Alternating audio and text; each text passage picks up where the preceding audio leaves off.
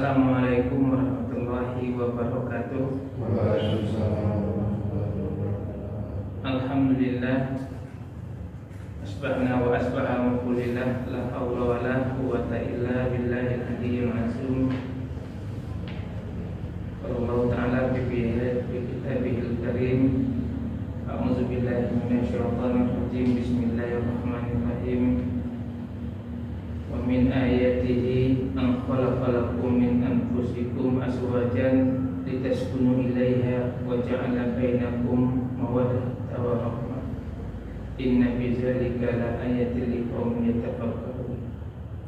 Rekan-rekan pasangan calon pengantin yang dimuliakan Allah Subhanahu wa taala, alhamdulillah pada pagi hari ini untuk hadir di balai nikah dalam rangka untuk memenuhi salah satu syarat untuk menuju jenjang pernikahan yang namanya bimbingan calon pengantin.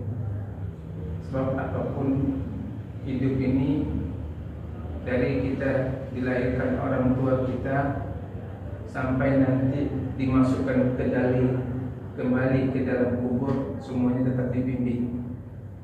Ada yang bisa lahir sendiri, ada yang bisa mati lalu menguburkan dirinya sendiri, tidak bisa. Artinya selaku kita manusia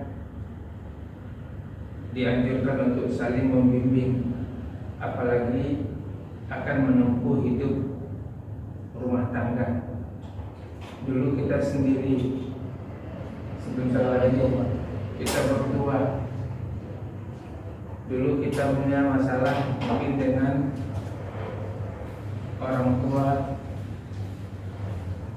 keluarga, saudara.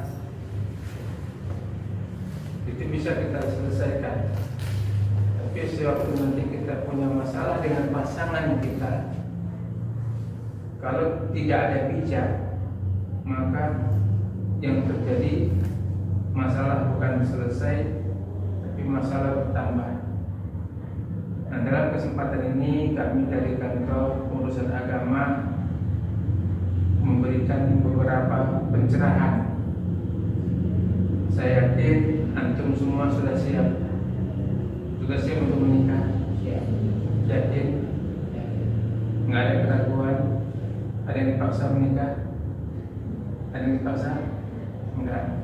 Berarti kan kalau dipaksa menikah itu biasanya hasilnya berat untuk jadi baru. Tapi kalau antum sudah sama-sama ingin berumah tangga, berarti sudah sama-sama saling mempercayai. Sebab menikah itu salah satunya adalah saling mempercayai, antara suami mempercayai istrinya, istrinya mempercayai suaminya. Tapi kalau salah satu tidak lagi ada saling kepercayaan, maka rumah bagaikan, satu bisa bagaikan kuburan, dua bisa bagaikan pasar. Ya. Masuk, mas nih mas, maju. Jadi yang belakang bisa duduk di sebelah sana, yang depan maju, lagi mas. Nah, jadi kalau rumah tangga bagaikan kuburan, sepertinya apa? Penghuninya banyak tapi sunyi. Banyak nggak penghuni di kuburan? Pokoknya kan rapi dia, tapi sunyi dari komunikasi. Atau sebaliknya rumah tangga bagaikan pasar. Setiap hari ada aja kaleng yang jatuh. Kalau nggak kaleng jatuh, piring terbang. Ada aja yang menggonggong, ada aja yang teriak. Pilih mana? Salah satu. Pilih bagian kuburan atau pasar? Atau tidak ada pilihan? Pasti kita tidak akan memilih yang seperti itu. Pasti kita ingin memilih yang terbaik.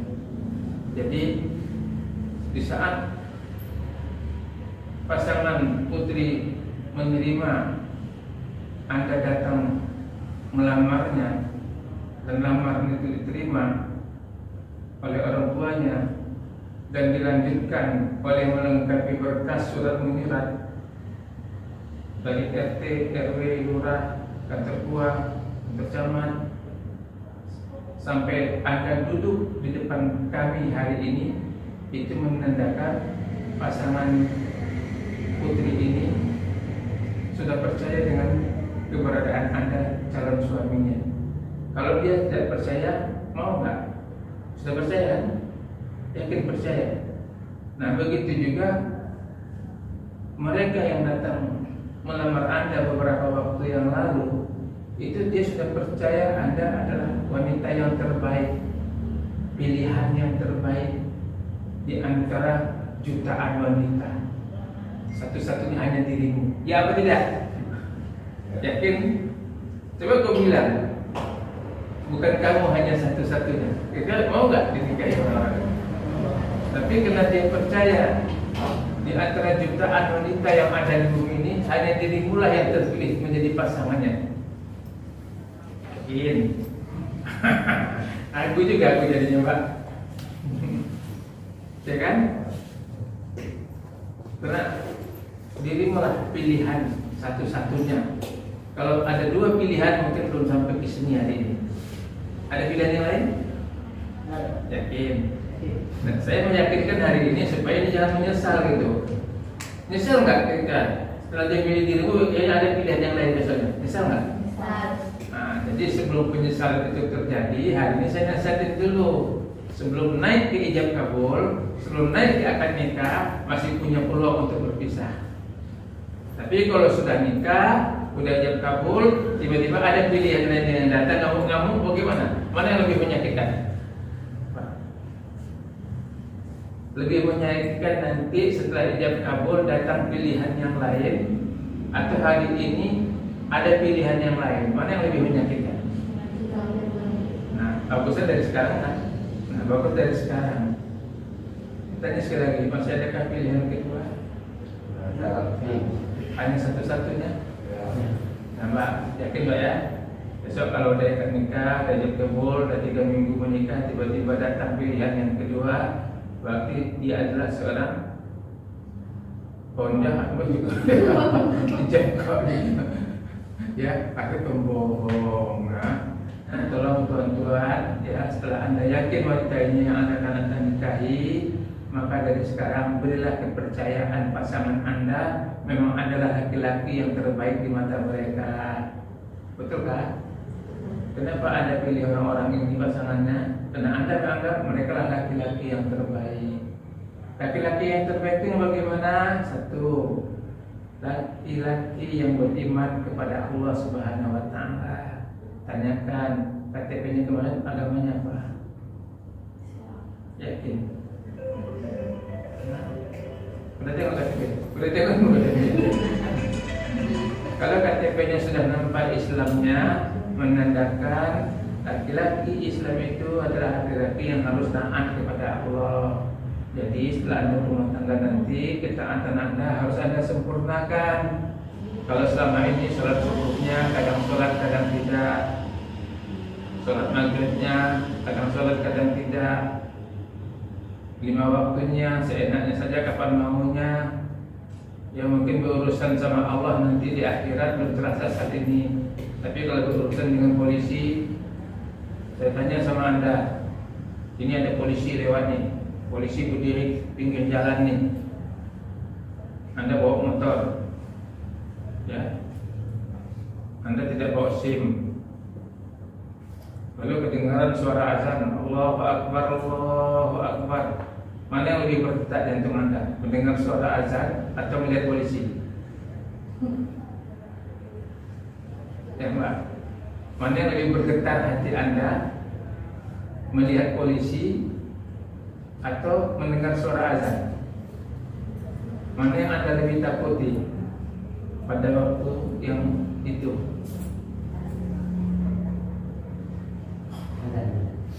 Yakin? Nah, kalau kita yang beriman, kita melihat polisi, paling tak ada lengkap surat, kita pernah tilang. Memang kita salah. Tapi kalau kedengaran suara azan, lalu tidak kita dengar, tidak bergetar hati kita, lalu kita tidak berhenti untuk melaksanakan sholat, berarti polisi lebih hebat daripada Tuhan. Janganlah kayak gitu. Ya, jadi setelah ini, ya, mulailah Anda sebagai laki-laki tunjukkan ketaatan Anda kepada Allah dalam untuk melaksanakan sholat 5 waktu. Kalau Anda bisa menunjukkan ketaatan Anda kepada Allah, insya Allah istri Anda juga akan menunjukkan ketaatannya kepada suami. Itulah sama Allah dia tak taat, apalagi sama, ya kan? Lagi suaminya nggak taat sama Allah, bagaimana istri mau mentaati suami? Tapi itu juga istri, kalau sudah waktunya sudah berumah tangga nanti, tunjukkanlah adalah wanita terbaik di mata suamimu. Wanita terbaik di mata suaminya adalah wanita yang selalu menunjukkan sholatnya dengan baik, kecuali waktu tidak lagi halangan. Saking rajin halangan sholat juga, jangan, ya. Nah, jadi tunjukkanlah dan saling mengingatkanlah dalam hal satu ini. Orang tua kita dulu, nenek kita dulu biasanya kalau kita menghubungi beliau atau ketemu beliau, yang pertama sekali yang ditanya adalah sholat. Kamu udah sholat? Nah itu, ya. Baru udah makan belum? Dua itu aja pertanyaan orang tua kita zaman dulu. Tapi hendaknya antum calon orang tua berumah tangga kan pasti ingin jadi ayah kan? Pasti ingin di bawah ingin punya anak. Kan calon orang tua hendaknya nanti sudah mencontohkan ini. Jadi si istri waktu nelpon suaminya nanti, bang udah sholat belum? Oh sholat dulu. Udah makan belum? Itulah pertanyaan yang pertama yang harus muncul di lidah antum. Jangan pertanyaan-pertanyaan yang lain. Oh iya, kalau balik tadi jangan lupa bawa lauk ya. Kila benar-benar kerja, so balik bawa lauk pula. Ngapain kalian jadi bini? Lauk lagi pula yang bawa. Nah, artinya berikanlah kalimat-kalimat yang positif. Nah, setelah sholat antum baik, insya Allah dalam sebuah rumah tangga, apabila rumah tangga itu sholatnya baik, insya Allah yang lain-lainnya akan menyusul menjadi baik. Jaga kepercayaan Allah. Kalau Allah sudah percaya sama kita, Allah akan titipkan amanahnya. Amanah anak Allah titipkan. Karena percaya. Karena Allah percaya kamu mampu mendidik anak. Allah akan menitipkan rezeki. Karena Allah percaya kamu mampu mengelola rezeki dengan baik. Tapi kalau kamu sendiri tidak mampu menjaga kepercayaan Allah, bagaimana Allah akan percaya samamu? Sama dengan tempat Anda bekerja. Di saat Anda tidak mampu menjaga kepercayaan bos, bagaimana sikap bos sama kita? Maukah bos memberikan kepercayaannya sama kita? Datang kerja tidak tepat waktu, kasih uang suruh belanja 1 juta, belanja 980.000, walaupun cuma 20.000, kepercayaan orang bisa hilang. Ini kerusakan negeri kita hari ini. Dari RT sampai presiden menghilangkan kepercayaan rakyat.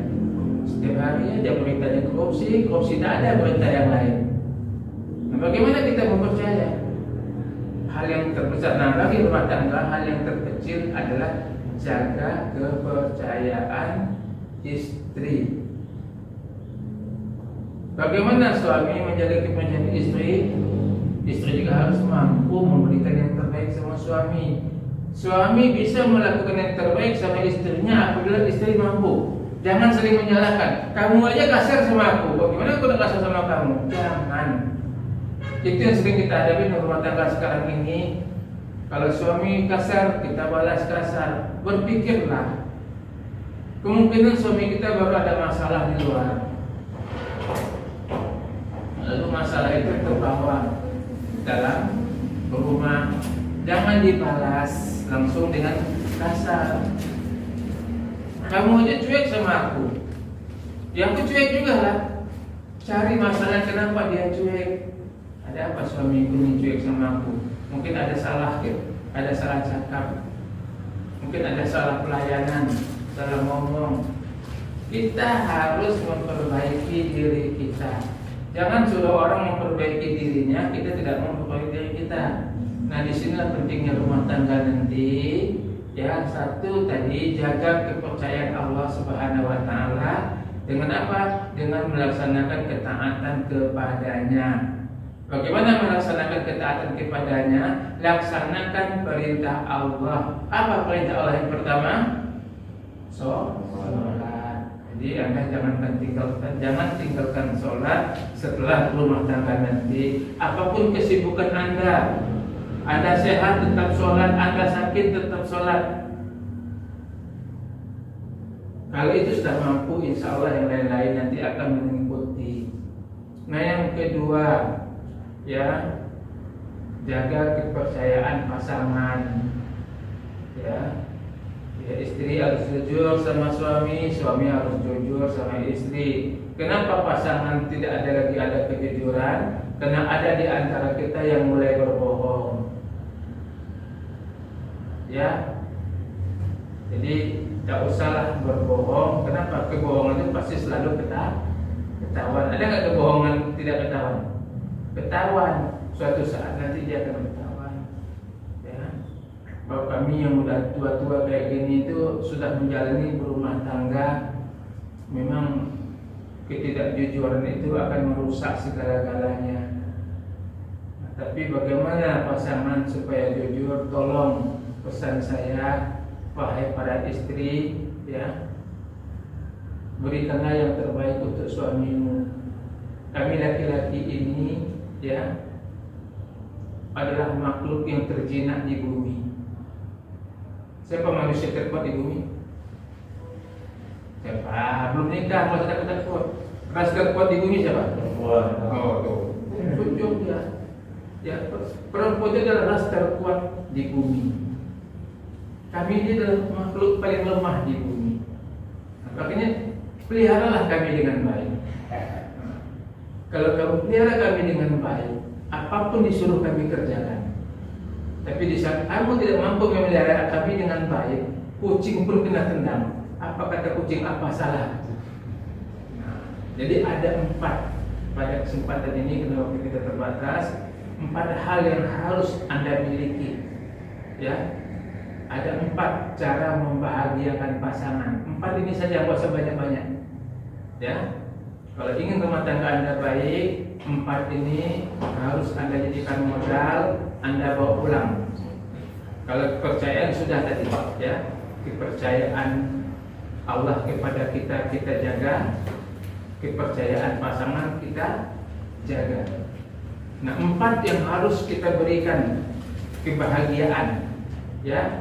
Bagaimana si istri mampu membahagiakan suaminya, si suami juga harus mampu membahagiakan istrinya. Tapi patokan yang pertama, jaga kepercayaan Allah kepada kita. Kalau Allah sudah tidak percaya lagi sama kita, maka semua urusan menjadi sulit. Dunia sulit, akhirat pun sulit. Nah, 4 yang harus kita berikan, 4 bahagia. 4 kebahagiaan yang harus kita berikan kepada pasangan masing-masing. 1, ya, yang pertama adalah bahagiakan mata pasangan kita. Si istri bahagiakan mata suamimu. Si suami bahagiakan mata istrinya. Saya tanya sama istri, bagaimana cara membahagiakan mata suami?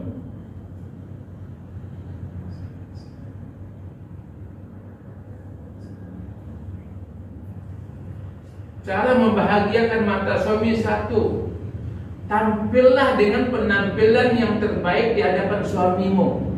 Sebagaimana hari ini kamu selalu menampilkan tampilan yang terbaik terhadap pasanganmu. Pasanganmu ingin datang ke rumah, Kak, Dek, Kakak mau datang ke rumahmu. Nanti habis sisa, apa yang adik lakukan? Mak, kakak mau datang loh mak, aku mandi dulu loh mak ya. Mandi, kadang-kadang 3 sabun pun tak cukup. Padahal belum disentuh kan? Kau belum boleh disentuh, tapi mandimu begitu bersih. Dicium lagi wanita. Tapi dalam menikah cium bau. Ya, Anda jangan tersinggung ya. Anda akan menikah loh. Kadang-kadang kami suaminya nggak takut nak ngomong, setiap kamu bau takut kami nak ngomong tuh. Sebab kalau kami bilang ketika kamu bau, kau ngomong lebih hari, kau juga lebih bau daripada aku. Artinya, bahagiakan mata suamimu, tampillah dengan penampilan yang terbaik. Sebagaimana waktu Anda masih pacaran, tampilan Anda selalu baik-baik, memakai baju-baju yang terbaik, ya, semuanya terbaik sehingga mata pasanganmu indah, semuanya indah, ya kan? Pokoknya tidur pun tak bisa mikirinmu. Tapi dah menikah tak tidur-tidur juga sakit memikirkanmu, ya kan? Nah, artinya bahagiakan pasangan mata suamimu, tampillah dengan tampilan yang terbaik. Berilah penampakan yang terindah di matanya sehingga matanya tidak melihat kepada yang lain-lain. Bapak kalau belum menikah matanya hanya untukmu.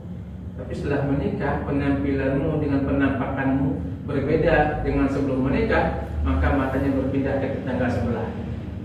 Nah, jadi bahagiakan mata suamimu dengan memberikan yang terbaik yang dia sukai.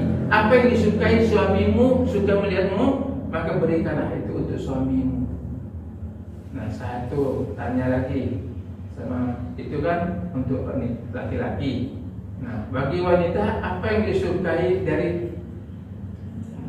wanita? Apa yang Anda sukai dari mata membahagiakan? Mata apa? Kan apa yang disukai laki-laki adalah melihat penampilanmu yang indah, yang cantik, yang rapi, yang bersih. Kalau bagi wanita satu aja disukai sama dia, terhadap dirimu, matanya. Cuma satu aja saya yakin. Apa? Mata pencarian. Kira-kira kalau dia ada mata pencarian, mau gak kamu menikah sama dia? Mantap, boleh dulu. Jadi yang disukai wanita itu adalah mata pencarian. Kalau laki-laki tidak punya mata pencarian, tunggu sajalah wajahnya masam, mukanya masam, mungkin kentutnya pun masam juga. Ya, semuanya masam. Kenapa? Mata pencarian Anda tidak bagus. Jadi setelah berumah tangga nanti, jadilah pekerja keras, jadilah pejuang tangguh. Disukai oleh wanita itu adalah suami yang rajin. Dia tidak akan membandingkan Anda dengan orang lain. Yakinlah, istri Anda tidak akan pernah membandingkan Anda dengan orang lain, dengan laki-laki lain di saat Anda mampu membahagiakan ekonomi. Makanya setelah menikah bertanggung jawablah untuk memberi nafkah kepada pasanganmu. Sebab bukan mereka saja. Ya, setelah Anda berumah tangga, laki-laki ada 3 wanita yang harus Anda santuni, ada 3 wanita yang harus Anda dampingi, dan ada 3 wanita yang harus Anda bertanggung jawab dengannya. Kira-kira bagaimana sebelum menikah nih? Anda setuju nggak? Ada 3 wanita yang harus bersama dia. Mau nggak 3 wanita? Siapa aja? 1 orang tua, 3 wanita yang harus dan wajib menjadi tanggungan suami. 1 ibunya, ya. Setelah dia menikahi kamu, dia tetap punya kewajiban untuk menafkahi ibunya. Setuju nggak? Ada yang larang? Nanti kalau kau udah menikah sama aku, tidak ada satupun uang kau kasihkan sama ibumu. Kalau mau, ayo kita menikah. Kalau enggak, kau cari wanita lain. Kira-kira kau boleh cari wanita lain atau tetap nikah sama dia? Yakin? Oke ya. Laki-laki ini akan mencari wanita lain di saat Anda melarang dia menafkahi ibunya. Kenapa? Itu adalah wanita yang wajib dia nafkahi, bukan Anda saja. Ya. 2, adik kandung perempuannya yang wajib dia jaga. Sebab di saat bapaknya tidak ada, maka dialah yang punya hak untuk menikahkan adiknya. Jadi Anda jangan menghalangi dia menjaga adiknya. Kau kalau sudah menikah sama aku, adikmu tak boleh ke rumah. Kalau enggak, tak usah nikah sama aku, cari yang lain. Kira-kira cari yang lain nikah sama dia. Takut ya? Memang sekarang aja kita takut kalau kita nikah ya.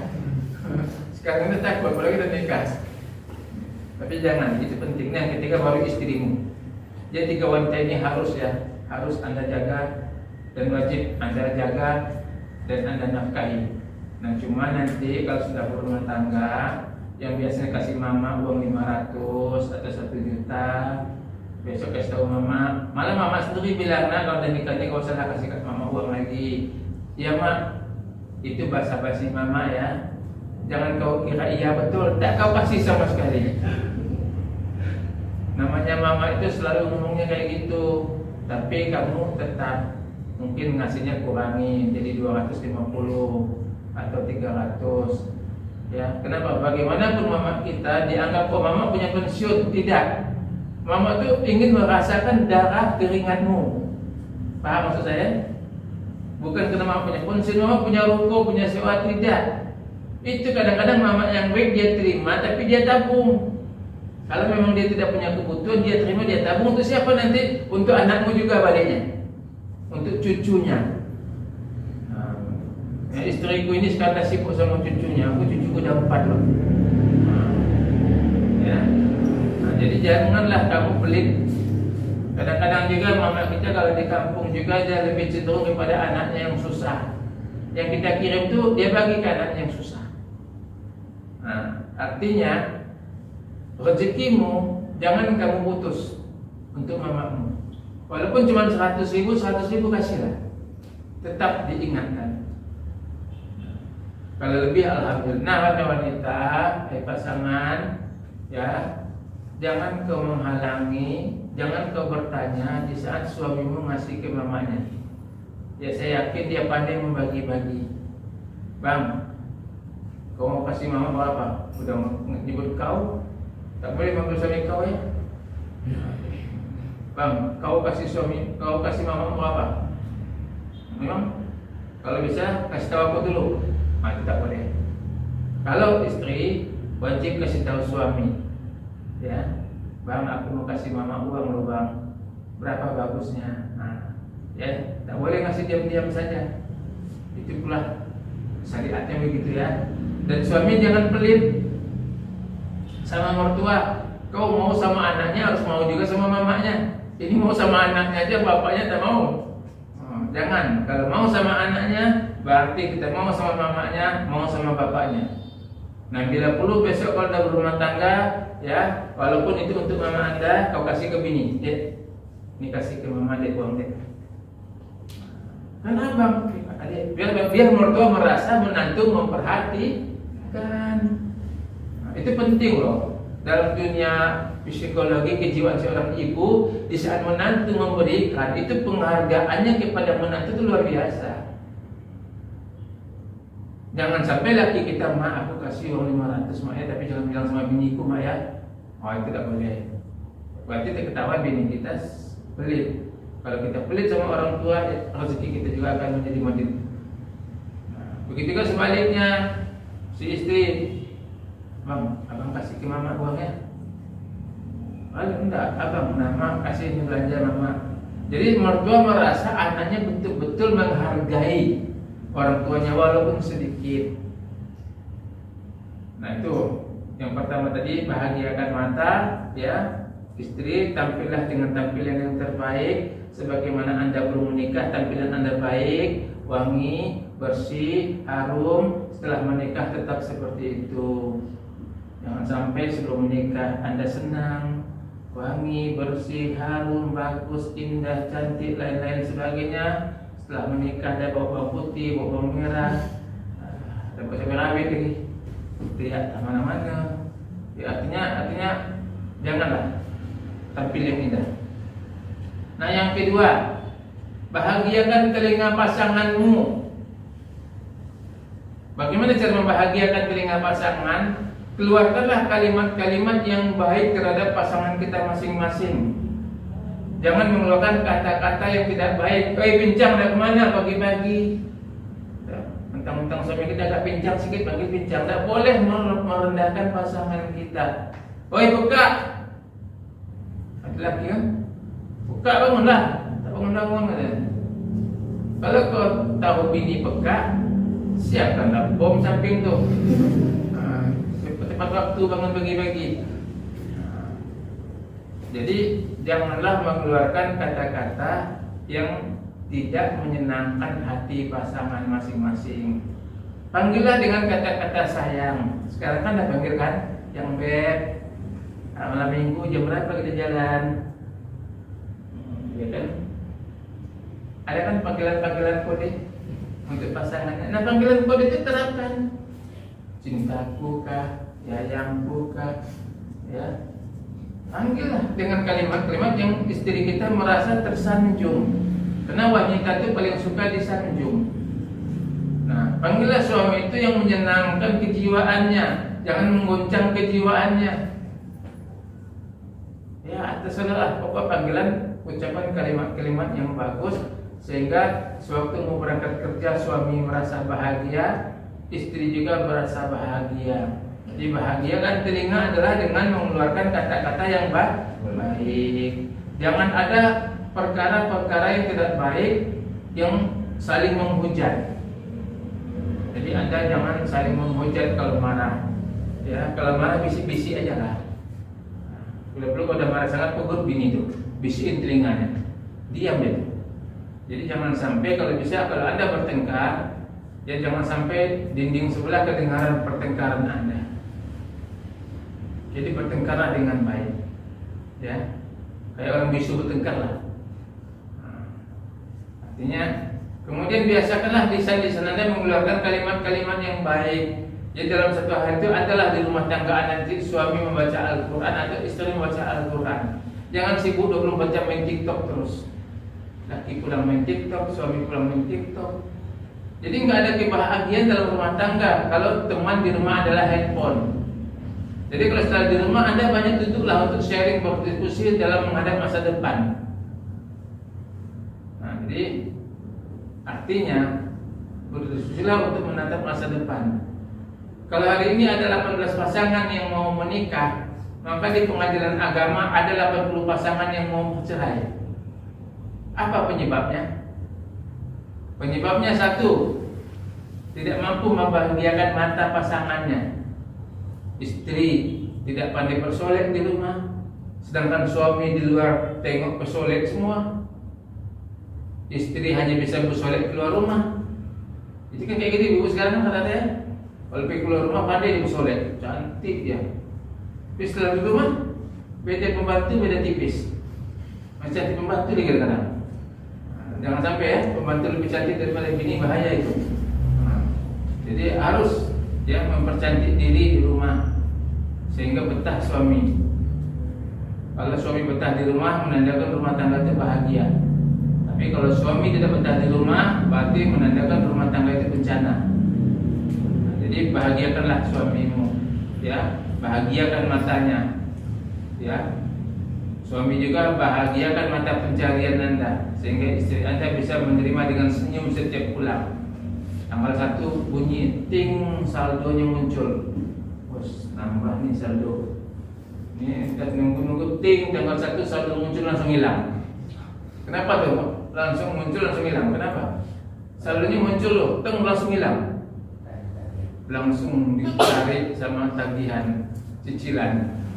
Nah, jadi nanti kalau Anda sudah berumah tangga juga, pandai-pandailah menggunakan uang, sebab keuangan kita terbatas. Mana yang perlu dibeli, yang nggak perlu dibeli jangan. Jangan tiap hari paket, setengah jam paket nama kalian, nama bini dan nama laki. Ya, kapan nabung? Kadang-kadang kita beli tidak berguna itu paket. Jadi artinya pandai-pandailah meminimalisir keuangan. Istri diberi kepercayaan untuk menjaga keuangan suami. Jadi jangan sikit-sikit pesan benda di dalam paket, ya. Misalnya. Oke. Yang kedua tadi bahagiakan telinga. Ya, biasakanlah rumah-rumah tangga Anda dengan membaca Al-Quran. Depan dia baca Quran semua.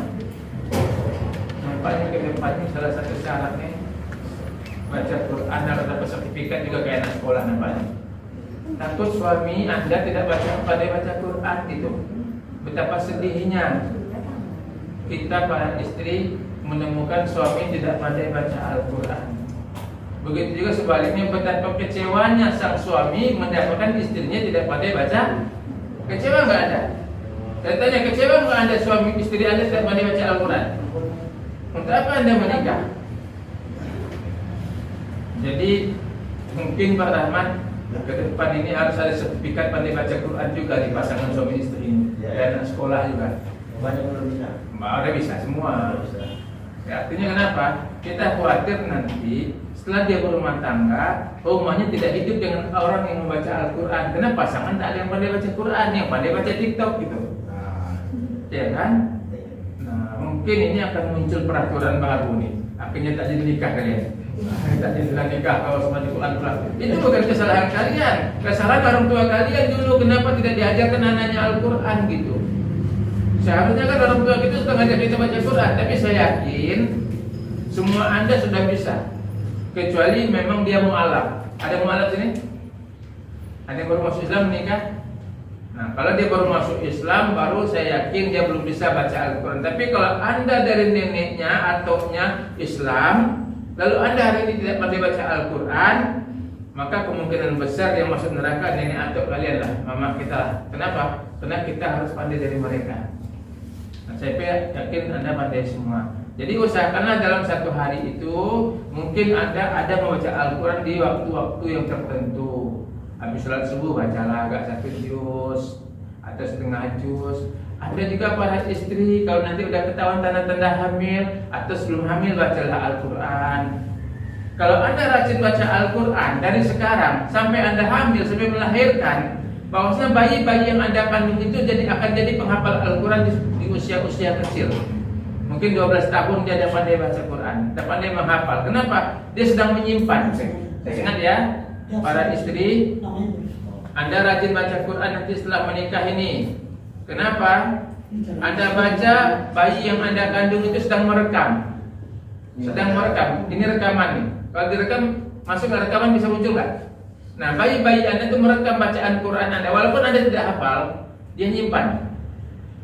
Nanti setelah dia lahir dan sudah mampu dia mendengar, maka apa yang Anda baca di saat dia mampu bicara, maka kalimat-kalimat yang muncul adalah kalimat-kalimat yang baik tadi. Makanya saya pesan kepada Anda setelah berumah tangga, rajinlah baca Al-Quran. Ya, sholat pasti, kalau rajin baca Quran pasti dia sholat. Mungkinkah orang rajin baca Quran dia tak sholat? Yang dipastikan dia sholat, otomatis dia baca Al-Quran, dia baca Al-Quran, otomatis dia sholat. Jadi penting, kalau sudah Anda menikah, Anda tidak sholat, maka hidup Anda sia-sia. Nah, yang ketiga, bahagiakan bahagiakan perut pasangannya. Si istri harus bahagiakan perut suami Anda. Ya, bagaimana cara membahagiakan perut suami? Masaklah masak yang dia sukai. Masaklah masakan dia enak memakannya. Makanya setelah Anda berumah tangga ini nanti Anda pandai masak. Jangan sampai tak pandai masak. Saya tanya sama antum laki-laki, Anda menikah nanti, setelah menikah masih tetap mau makan di warung pinggir jalan? Masih mau tetap makan di warung Padang, di warung Jawa, atau beli nasi bungkus yang 5.000 setiap berangkat kerja? Masih mau gitu? Pasti Anda menginginkan makan dari masakan pasangan Anda kan? Nah, makanya belajarlah masak. Jangan tak pandai masak. Jangan sampai Anda mengatakan di saat suamimu mengatakan, "Dek, kakak ingin sekali lah makan rendang. Beli aja lah di warung Padang, aku tak pandai masak." Oh, itu jadi dia beli. Sama yang punya warung pun dia beli. Jadi jangan pernah di saat pasangan Anda, suami Anda menginginkan memakan sesuatu dari Anda, jangan Anda katakan tidak bisa. Nilai Anda langsung jatuh. Besok dia tidak akan minta lagi dimasakkan apa. Dia yakin Anda tidak bisa. Nah, belajarlah, tanya sama mertua, calon mertua, "Mak, kakak abang suka lauk apa? Abang suka masak apa? Abang suka sambal apa?" Tanyakan. Pastilah ya, pingin berangkat kerja itu rapi. Tapi karena Anda tidak terbiasa menjahit, hal-hal kecil sebagai tukang menjahit, ini kancing lepas, ini lepas, suami kerja muncul perutnya, apalagi punya agak lebih sedikit ke depan. Nah, kau udah berlaki, kata-kata kawan tempat PT, Kalau udah berbini sama tak bini sama aja. Kenapa? Kancing baju masih tak lepas kan? Kira malu tak? Nah, kemudian sering copek apa namanya? Kaki nih. Malah ini yang copek, malu lah. Nah, jadi kalau perkara ini ya puan ya, setiap hari periksa baju suamimu.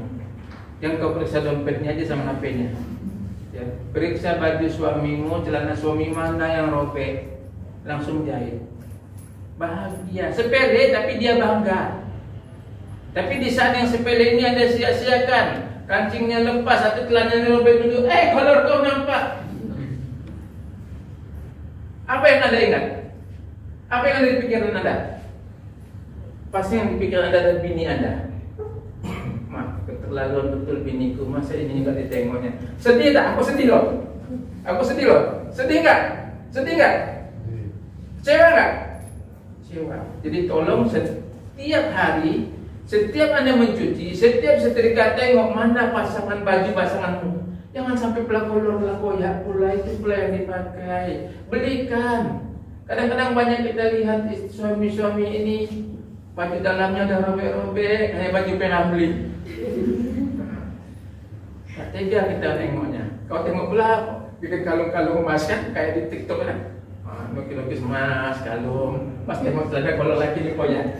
Tak jadi dia beli kalung. Nah, artinya puan-puan, ini sepele. Tapi ini akan mempengaruhi kehidupan rumah tangga Anda. Hal yang tadi membahagiakan perut itu masalah. Jangan sikit-sikit telepon abang atau WA abang kalau balik nanti. Jangan lupa ya bang beli ikan bakar, ikan lele.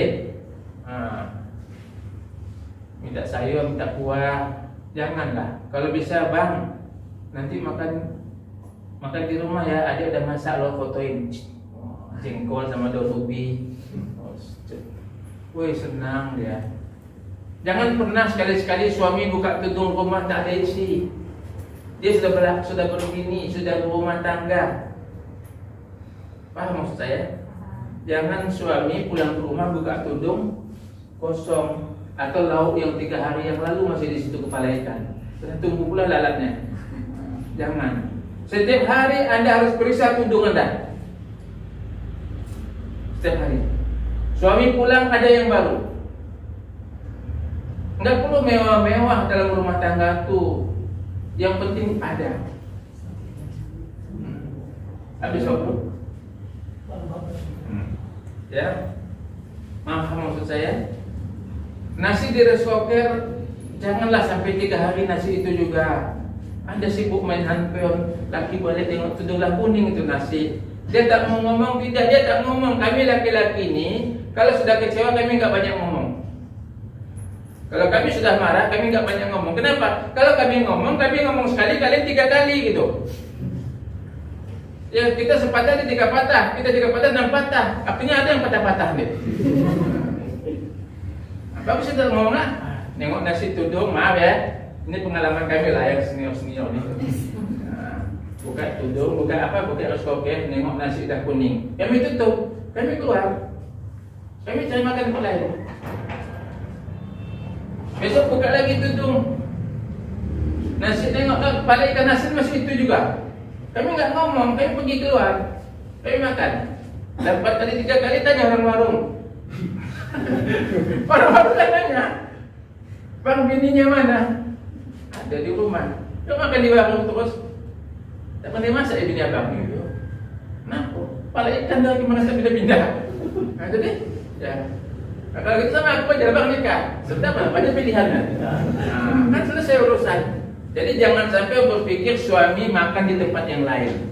Ya. Maaf, jangan salah paham ya. Jangan tersinggung. Inilah tugas kami. Ya, sepele tapi menentukan.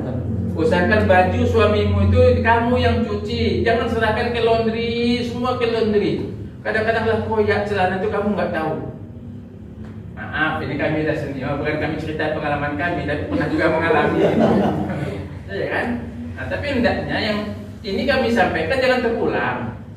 Ya, pertama adalah perhatikan pakaian suamimu. Ya, kalau udah pakaian kerja dibagilah. Jangan 1 minggu itu juga yang dipakai. Kadang-kadang dia tak enak sama kawan-kawannya. kau dapat bini, tak bini sama aja nasibmu. Kasihan aku nengoknya. Bagus tak kau bini kemarin. Jelas betul ini kan segar jadi enak kan. Masa nak balik rumah tengok wajah bini lah kayak asam kandis. Tak nak balik. Belum sampai rumah dah capek. Jangan sampai suami belum sampai rumah udah capek. Itu menandakan Anda tidak bahagia. Bagaimana caranya? Ciptakan baiti jannati. Rumahku adalah surgaku, walaupun kecil kontrakan, tapi kita bahagia di dalamnya. Nah, bahagiakan perut suamimu dengan memberikan makanan yang terbaik.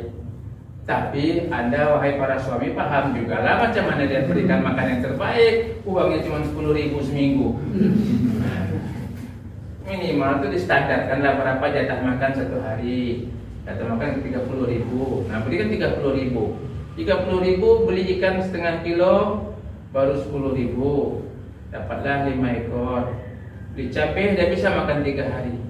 Tapi uang 30.000 di luar sekali makan gitu. Jadi pandai-pandailah. Nah, yang terakhir. Tadi yang pertama apa? Bahagiakan mata. Bahagiakan pasanganmu. Mata pasangan dibahagiakan dengan apa? Yang istri apa? Yang suami apa? Kalau Anda yang suka penampilan, kebersihan, rumah bersih, kamar mandi bersih, dapur bersih, tempat tidur bersih. Apalagi kamar mandi ya, jangan sampai rajin rendaman 3 hari nggak juga cuci-cuci. Udah tumbuh cendawan masih juga di situ, itu paling tak suka lagi. Ya, usahakan jemur anduk di luar. Jangan sampai dah 3 hari, 4 hari anduk masih di situ digantung. Jangan, usahakan rumah tangga Anda itu bahagialah. Nah, yang pertama, bahagiakan mata pasanganmu. Istri bahagiakan dengan penampakan yang indah, cantik, bersih, bagus, wangi. Yang suami bahagiakan mata istrimu dengan mata pencarian. Mata pencarian yang bagus. Insya Allah kalau mata pencarian Anda bagus, penampilan Anda bagus. Kenapa? Nak beli baju ada uang, ya kan? Nak beli lawa ada uang. Nah, kalau mata pencarian Anda tak bagus, pulang ngomel pula. Udah tak ada mata pencarian, ngomel pula pulang. Buka tudung, banting pula tudung. Ini marah lah. Bawa tudung jalan keluar. Artinya yang kedua, bahagiakan telinga pasanganmu. Yang ketiga, bahagiakan perut. Yang keempat, Anda menikah sudah halal, maaf ya, bahagiakan bawah perut suamimu. Perlu diperincikan? Ya, bagi kami para suami, kalau bawah perut kami sudah bahagia, apapun yang kalian suruh kami siap. Disuruh loncat ke logam itu kami siap. Rajin kami. Pokoknya rumah sudut-sudut bersih. Pada dapat jatah gitu, tapi kalau tak dapat jatah ya, ular pun kudiai, ular itu digigit. Bukan udah gigit, dia gigit ular. Kenapa saking marahnya? Nah, jadi kami para suami ini cuma satu saja. Kalau mampu kalian membahagiakan bawah perut kami, insya Allah kami adalah suami-suami yang baik.